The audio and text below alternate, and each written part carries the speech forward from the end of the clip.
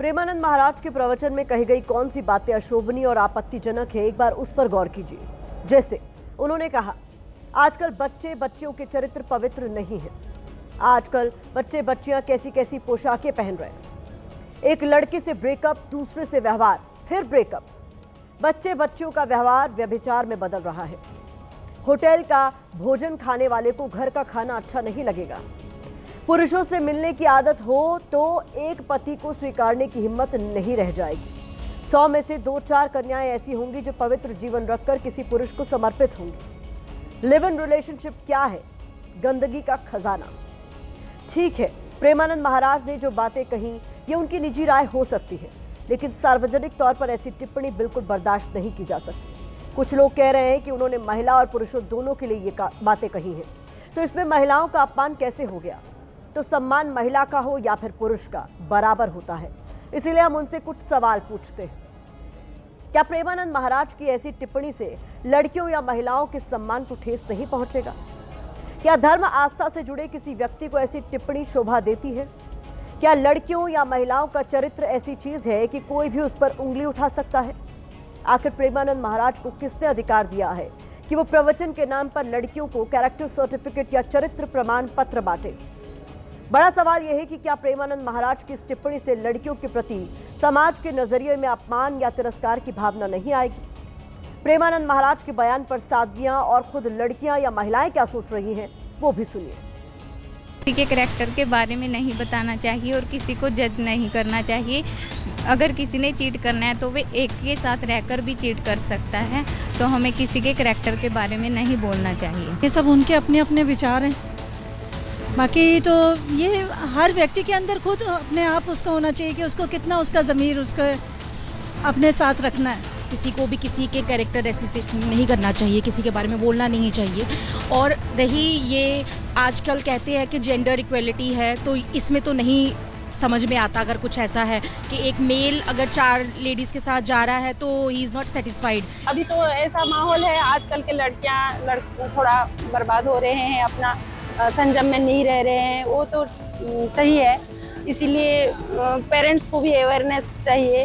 वो जो बोलते हैं हमारे लिए पत्थर की लकीर, हम मानते हैं। 3 साल पहले हम भी कोई बिल्कुल अच्छे नहीं थे, पर आज महाराज जी ने सुधार दिए, हाथ में काउंटर दे दिए, वृंदावन आ पा रहे हैं। बच्चे गोवा जाते थे, हम वृंदावन आ रहे हैं। इस तरह की भाषा, इस तरह के शब्द यूज करना क्या उद्देश्य था, क्या उनकी प्रेरणा थी? परंपरा के एक अगुवाई करने वाले एक आप संत हैं और उच्च कोटि की एक उसमें आप आते हैं। ये बात कहने का उनका जो भाव था वो यही था कि हमारा समाज जिस दिशा की ओर बढ़ रहा है, आने वाले समय में यही स्थितियां पैदा हो सकती हैं जो वो आज बता रहे हैं।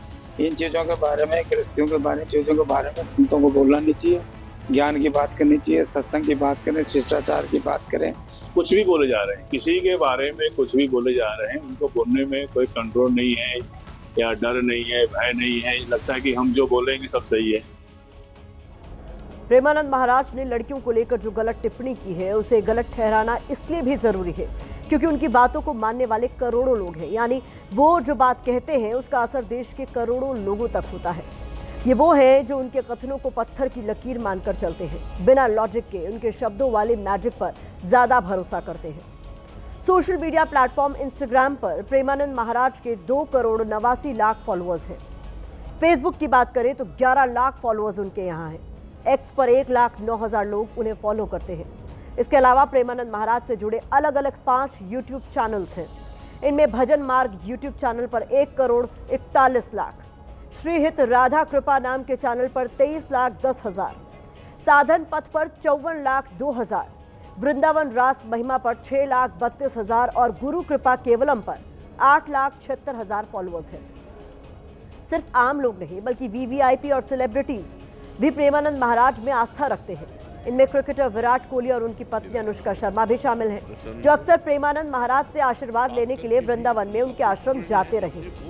इनके अलावा कई राजनीतिक हस्तियां, जिनमें यूपी के डिप्टी सीएम ब्रजेश पाठक शामिल हैं, वो भी प्रेमानंद महाराज के प्रति गहरी आस्था रखते हैं। कुछ और हस्तियों की बात करें तो बॉलीवुड सिंगर बी प्राक और खुद कथावाचक अनिरुद्धाचार्य की प्रेमानंद महाराज में श्रद्धा है। कुछ दिन पहले अनिरुद्धाचार्य जब इनके पास गए थे तब इन्होंने उन्हें वाणी पर संयम रखने की सलाह दी थी। सोचिए, आज इन्होंने खुद ऐसी बात कही है कि अनिरुद्धाचार्य की टिप्पणी के साथ उनके कहे शब्दों की तुलना हो रही है।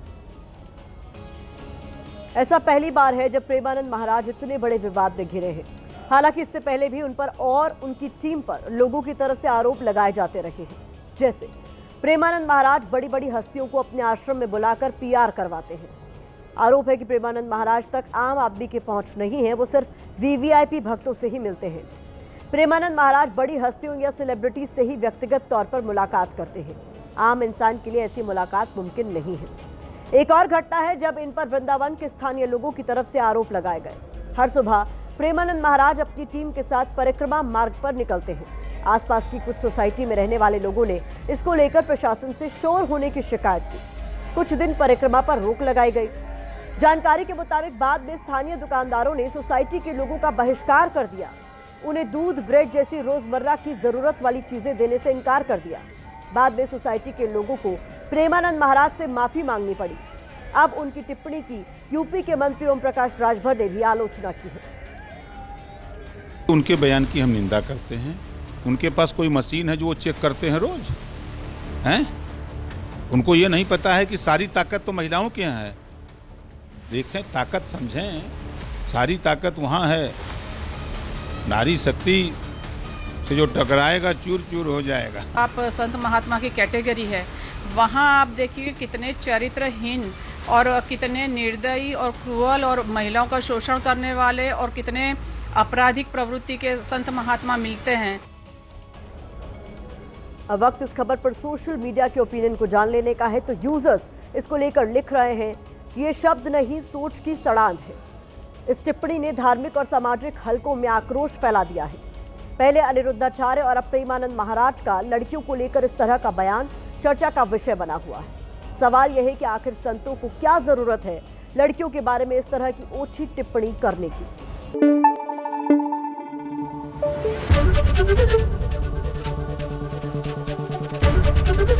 एबीपी न्यूज आपको रखे आगे।